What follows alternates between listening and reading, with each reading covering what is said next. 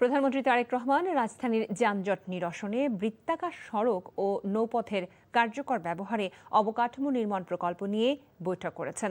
বিকেলে সচিবালয়ে প্রধানমন্ত্রীর সভাপতিত্বে ঢাকা দক্ষিণ সিটি কর্পোরেশনের সড়ক ব্যবস্থাপনা বিষয়ক এই বৈঠক অনুষ্ঠিত হয়। রাজধানীর যানজট নিরসন কিভাবে হবে এই পরিকল্পনা বৈঠকে বিস্তারিতভাবে তুলে ধরা হয়েছে। এতে প্রধানমন্ত্রীকে রাজধানীর ইনার সার্কুলার রিং রোড নির্মাণ প্রকল্পের সর্বশেষ অবস্থা অবহিত করা হয়েছে। এদিকে প্রধানমন্ত্রীর সঙ্গে সৌজন্য সাক্ষাৎ করেছেন জাপান আন্তর্জাতিক সহযোগিতা সংস্থা জাইকার প্রেসিডেন্ট সহ একটি প্রতিনিধি দল। বিকেলে সচিবালয়ে জাপানের বৈদেশিক সম্পর্ক বিষয়ক সংসদীয় উপমন্ত্রী শিমাদা তোমাকির নেতৃত্বে প্রতিনিধি দলটি সাক্ষাৎ করে। এ সময় মাতারবাড়ি গভীর সমুদ্র বন্দর, এমআরটি লাইন, হজরত শাহজালাল আন্তর্জাতিক বিমানবন্দরের তৃতীয় টার্মিনাল সহ জাইকার অর্থায়নে বাংলাদেশ চলমান বিভিন্ন উন্নয়ন প্রকল্পের বাস্তবায়নের অগ্রগতি নিয়ে আলোচনা করা হয়।